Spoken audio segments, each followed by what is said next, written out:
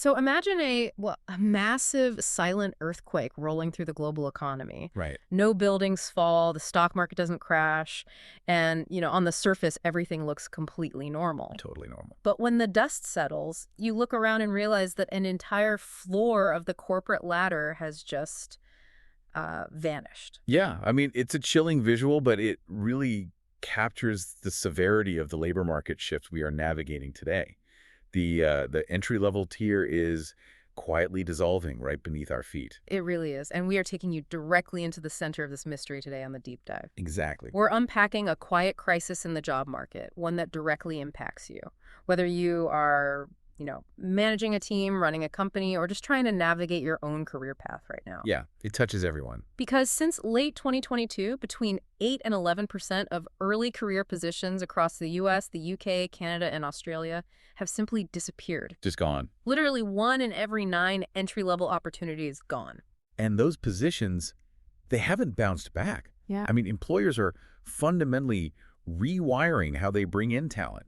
They're shifting their hiring focus almost entirely to more experienced candidates. Right. This isn't just some, temporary hiring freeze caused by a quarterly dip in earnings or whatever. It is a massive structural transformation. And to figure out the mechanics of this transformation, we are relying on a really highly detailed stack of notes today. Oh, it's a great one. Yeah, we're looking at a brilliant analysis called the Remote Work-AI Paradox, Rethinking the Early Career Hiring Decline by Dr. Jonathan H. Westover. And the real strength of this analysis is how it forces us to confront the collision between these sudden technological breakthroughs and, well, the stubborn realities of human organizational behavior. Yeah, and it also sets up this perfect whodunit, like who or what killed the junior job. Okay, let's unpack this. Let's do it. Because we look at the crater left behind by these vanishing jobs, the damage is highly specific, right? Yes, very specific. We aren't seeing massive early career drop-offs in,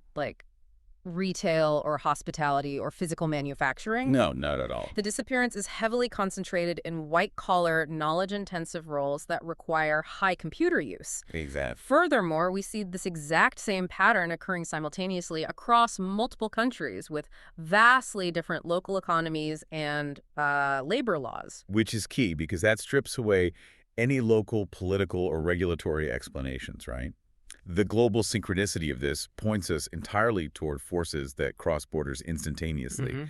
And that leaves us looking at the two massive global shifts that occurred right around that late 2022 timeline. Right. So we have our two prime suspects. The usual suspects, yeah. Suspect number one is generative AI. Yeah. We know the large language models hit the mainstream and immediately began performing the basic analytical and cognitive tasks, drafting reports, cleaning data, synthesizing research. All the stuff that usually justifies the salary of a 22-year-old fresh out of college. Exactly. And then suspect number two is the persistence of remote and hybrid work. Because the pandemic forced the experiment, but remote work stuck around. Right, it became the norm. And suddenly the organic mentorship of a traditional office environment is just gone. Managers find themselves dealing with this massive, what Westover calls learning friction. Yeah, learning friction. Yeah. Because teaching someone the ropes over a screen is exhausting when supervision costs skyrocket and mentorship basically becomes a series of, scheduled awkward video calls. Oh, those are the worst. They really are. Managers face a harsh incentive structure. If training a novice is 10 times harder remotely, the logical reaction is to bypass the novice entirely and just hire someone who already knows how to do the job. Wait, so is this just a classic case of correlation versus causation? How do you mean? Well, it sounds like trying to figure out if it was the rain or the wind that knocked down a tree during a hurricane. Like they both hit the exact same tree at the exact same time. What's fascinating here is that your hurricane analogy is the exact headache labor economists are dealing with right now. Oh, really? Yeah, because the treatments of AI, automation, and remote work target the exact same types of roles. Oh, I see. A white-collar, knowledge-intensive job is highly exposed to AI, and because it only requires a computer, it is also highly feasible to do remotely. So separating the wind from the rain seems almost impossible. But economists are certainly trying. Dr. Westover's analysis spends a significant amount of time examining this widely circulated 2026 working paper by Lambert and Schindler. Okay. Those researchers built these joint statistical models to see which force was actually driving the decline. And they boldly concluded that remote work exposure predicts the junior hiring decline better than AI exposure. Wait, really? Yeah, they basically claimed AI was a secondary factor and working from home was the real killer. Here's where it gets really interesting. Because they made a very confident claim, but looking at how they constructed their models reveals some glaring structural weaknesses, doesn't it? Oh, absolutely. Identifying a quote-unquote junior role in massive economic data sets is notoriously difficult. Right. So to reach their conclusion, Lambert and Schindler relied on two specific methods to classify jobs as entry-level. They used algorithms that parsed resumes for seniority, and they used job postings that specifically asked for 3 years of experience or less. But both of those methods are incredibly noisy. I mean, Oh, think about the resume parsing algorithm. You right? could have a 25-year-old software engineer who has bounced between like 3 different startups, Hmm. right? And then a 25-year-old management consultant who has stayed at one firm their entire brief career. Yeah, very different career paths on paper. Exactly. The algorithm might code their seniority levels completely differently based on job title inflation, even though their actual organizational value and experience are identical. And the job posting data is even more flawed as a metric. I Right. mean, employers' stated preferences on a public job description are notoriously divorced from their actual hiring behavior. Total. A hiring manager might demand 3 years of experience for an entry-level role simply to filter out the absolute weakest resumes. Mm. But they fully intend to hire a sharp candidate with only 1 year of experience. Yeah. Those experience thresholds act as negotiable wish lists, not empirical data points about the labor market. Yeah, it's the classic tech industry joke, right? Where a recruiter demands 5 years of experience in a software language that was only invented 3 years ago. Exactly. The posting just doesn't reflect reality. Right. But beyond the noisy data, Westover highlights a much deeper flaw in letting AI off the hook, which he calls the correlated treatment problem. Oh, yeah. What is that? Well, the Lambert and Schindler paper relies on occupation-level exposure indices, meaning they are measuring the technological potential for AI or remote work across broad categories of jobs, rather than the actual implementation at a specific company. Oh, okay.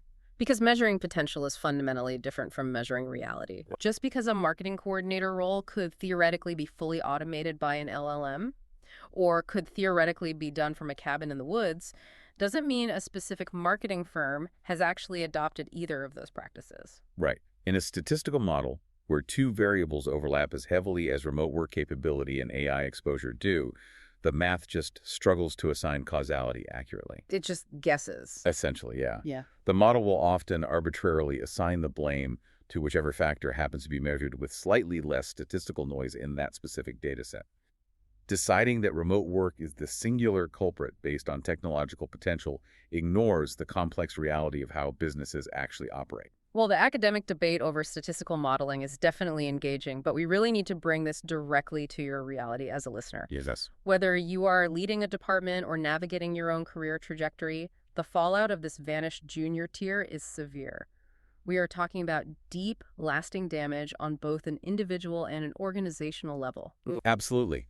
On the individual level, the economic literature warns us about massive scarring effects. Scarring effects. Yeah, decades of research on individuals who graduated into major recessions like the 2008 financial crisis show that missing out on that initial window of early career skill development creates long-term damage. Wow. Even 20 years later, those individuals suffer from lower lifetime earnings, slower upward mobility, and noticeably weaker professional networks. Because they get knocked off the trajectory before they even start, and catching up becomes nearly impossible. Exactly. And workers currently locked out of these knowledge economy pathways face terrible choices. I mean, they are forced to take jobs in less preferred sectors, or take on heavy debt for graduate degrees just to delay entering the market, or fight a brutal battle over a rapidly shrinking pool of entry-level jobs. The individual tragedy is clear, but Westover emphasizes the organizational crisis unfolding at the exact same time. The text brings up the concept of human capital accumulation. When companies quietly eliminate their junior roles to save budget, or just to avoid the headache of mentoring over a video call, they are aggressively externalizing their training costs. They're passing the buck. Yes, Yeah. they are adopting a mindset of, we will let some other company do the hard work of training the fresh graduates, and we will just poach them once they have 3 years of experience. But if every firm in an industry adopts that exact same strategy, you trigger a massive coordination failure. Nobody's training anyone. Right. Nobody is training the next generation of the workforce. By refusing to hire juniors, organizations erode their own long-term adaptive capacity. Junior workers are not just a source of cheap labor. No, not at all. They are the mechanism for injecting fresh perspectives that challenge organizational inertia.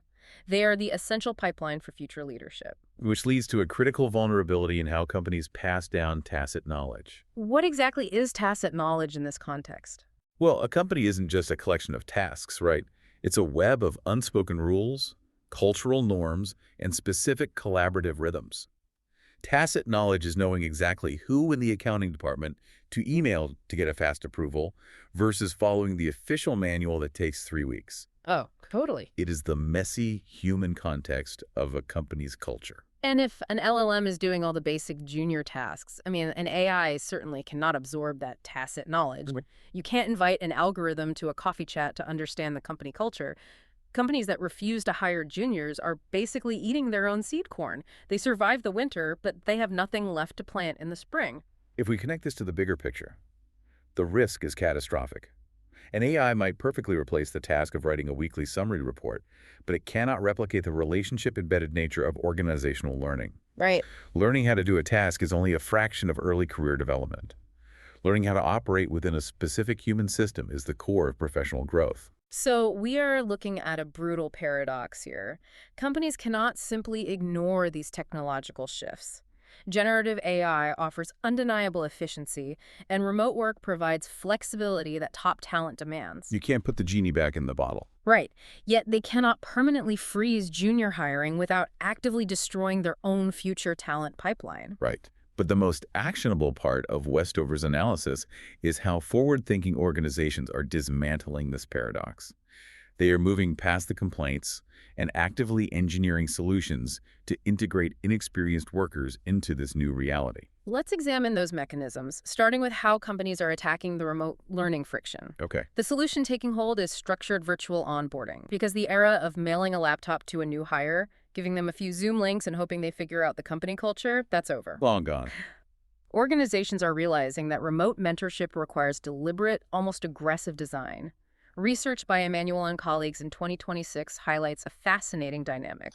They found that even minimal physical proximity dramatically alters the trajectory of a junior worker. How minimal? As little as 1 day a month. Wow, really? Yes, 1 day a month of in-person contact significantly enhances the quality of feedback a junior employee receives, which subsequently boosts their productivity. 1 day a month changes the entire mentorship dynamic. That's wild. And we see companies applying this insight in highly creative ways. We do. Like Automatic, the company behind WordPress. They operate as a fully distributed remote company. However, they force their new hires to undergo an intensive, multi-week in-person onboarding experience at company meetups. Right. They front-load the physical interaction to build the foundational trust and relationships. Once that human connection is established, the distributed remote collaboration works seamlessly. And Deloitte UK is tackling the same problem with their graduate consulting program by utilizing what they call anchor weeks. Anchor weeks. Yeah. An anchor week is not just a mandate to sit at a desk in an office. It's a periodic, highly structured sprint where junior staff are physically side by side with senior partners, focused entirely on collaborative project work. Oh, that makes sense. These intensive in-person sessions bookend periods of standard remote work. And crucially, they pair this structure with senior mentors who are explicitly evaluated on providing regular high-quality video feedback during the remote weeks. So it's intentional. Very. You simply cannot rely on the organic mentorship of the office water cooler anymore. You have to engineer the serendipity. So that addresses the remote work friction. The second major category of solutions tackles the technology itself, right? AI-augmented training. Yes. The foundational idea here is that automation doesn't inevitably mean job elimination. If structured correctly, it means powerful augmentation. Because junior displacement is a managerial choice, not an inescapable technological destiny. Companies have the agency to restructure entry-level roles entirely around human-AI collaboration. The Boston Consulting Group provides a perfect blueprint for this in the text. Oh, the BCG example is great. Right. In the past, a junior consultant might spend an entire Tuesday wrestling with a massive data set, cleaning up spreadsheets, and formatting charts. Typical junior work. Exactly. Today, BCG uses AI to handle that grunt work in minutes. But instead of laying off the junior consultants, BCG pivoted the role. Yeah. They now spend that same Tuesday learning advanced prompt engineering, meticulously validating the AI's output against client histories, and developing the interpersonal skills required to communicate those insights to executives. They elevated the cognitive requirements of the junior role rather than eliminating it. And Bloomberg executed a similar pivot by establishing hybrid AI-assisted analyst positions. Their junior professionals still learn the fundamentals of traditional financial analysis, but their core competency shifts toward quality checking and deeply contextualizing AI-generated research. So AI is just another tool on their belt. Exactly. In these environments, AI literacy is treated as a foundational skill, not an existential threat to headcount. But when the fundamental tasks of an entry-level job change that drastically, the traditional methods for identifying talent also have to break down. They do. Which brings us to the third solution, alternative pathways.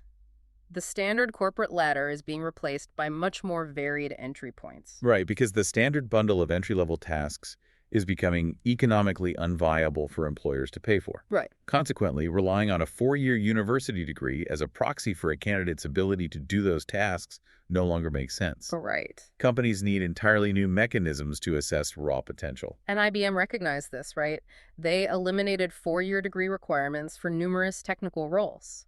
Instead, they evaluate candidates based on demonstrated skills like robust coding portfolios. EY sidestepped the traditional graduate recruitment cycle by launching formal apprenticeships. Google expanded their residency programs, bringing in talent for time-limited junior roles that have explicit, structured learning objectives attached to them. Because these pathways move the focus from credentials to demonstrable capabilities. Okay, I have to push back on how entirely beneficial this is, though. Go for it.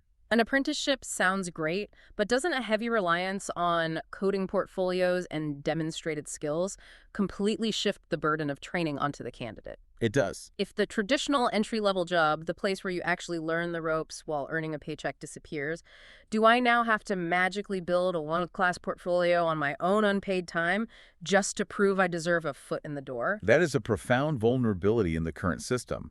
And Westover argues adamantly that corporations cannot simply demand alternative credentials without simultaneously building the internal infrastructure to support continuous learning. Right, you can't have it both ways. Exactly. You cannot ask candidates to arrive fully formed if you are not willing to invest in their ongoing evolution once they enter the building. So for an HR department, what does that internal infrastructure actually look like? Well, it requires abandoning rigid job titles in favor of what the text refers to as skill portfolios. Okay. Instead of viewing an employee as a junior analyst whose role might be automated next year, the company tracks a dynamic ledger of that individual's specific capabilities. That's a huge shift. Huge. This requires highly sophisticated data-informed workforce planning. It relies on robust internal mobility systems where employees are continuously reskilled and redeployed to new areas of the business. Because the old model is broken. Completely. The old model of firing workers when their specific skills become obsolete and scrambling to hire externally for emerging needs is far too slow and expensive for the AI era. So what does this all mean? When we zoom out and look at the cratered landscape of the vanishing junior job, the entire debate pitting remote work versus AI reveals itself as a complete false dichotomy. It really does. The two forces are acting simultaneously, but they are attacking the entry-level role through entirely different channels. AI changes the tasks that inexperienced employees are assigned, stripping away the basic cognitive work that used to serve as their training wheels. Right. While remote work changes how those employees are supervised and mentored, introducing severe friction into the organizational learning process. And waiting for the academic community to reach a pristine consensus on which of these two factors is statistically worse is a massive trap for business leaders. Westover concludes that the labor market is moving too fast for organizations to wait for the data to settle. Leaders have to adapt their infrastructure today. They do. Organizations have to intentionally design their physical and digital workspaces for hybrid mentorship. The text points to HSBC replacing individual desks with collaborative learning neighborhoods, and Microsoft actively engineering designated collaboration hours into their remote schedules to force synchronous teamwork. That's fascinating. And above all, navigating this shift requires radical transparency with the workforce. And Shopify provides the ultimate case study for that transparency, right? Okay. When they publicly announced their shift to an AI-first operational model, they didn't just quietly automate tasks and freeze hiring. They explicitly detailed how internal career paths were going to change. They provided immediate reskilling resources for their current staff, and crucially, they publicly committed to maintaining their entry-level hiring targets. They didn't hide the ball from their employees or the labor market. No, they didn't. Acknowledging the chaotic uncertainty of this transition, aggressively providing learning resources, and maintaining a steadfast commitment to workforce development. That combination is the only sustainable path forward for organizations that want to exist a decade from now. It is the only way to keep the ecosystem alive. Yep. But before we wrap up today, there is a final thought I want to leave you with, building directly on our debate about those alternative pathways. We discussed how the traditional entry-level job is vanishing and how the market is pivoting toward prove-it-first skill portfolios and unpaid or low-paid apprenticeships. The shift toward demanding demonstrated capability before issuing a paycheck. Right. Think about the massive ripple effects of that shift based on basic supply and demand. If the old escalator of the corporate ladder is gone and it has been replaced by a rock climbing wall where you have to chart your own path and prove you can handle every hold before you even get hired, That's a daunting thought. are we risking a future where only a specific demographic can ever enter the knowledge economy? If you need a fully developed portfolio to get your first job, only individuals who possess the financial safety net to self-fund their own unpaid training phase will be able to compete. The implications for intergenerational economic mobility are staggering there. If corporations entirely stop paying people to learn, the privilege of entering the white-collar workforce will be restricted to those who can afford the luxury of unpaid time. It transforms the labor market from an engine of mobility into an engine of exclusion. Ye- If this silent earthquake has permanently destroyed the bottom floor of the corporate ladder, we must ensure that the only people who can still reach the second floor aren't just the ones who are lucky enough to be born with a ladder of their own. Well said. Thank you for joining us on this deep dive. Keep questioning the changing world of work around you, and we will see you next time.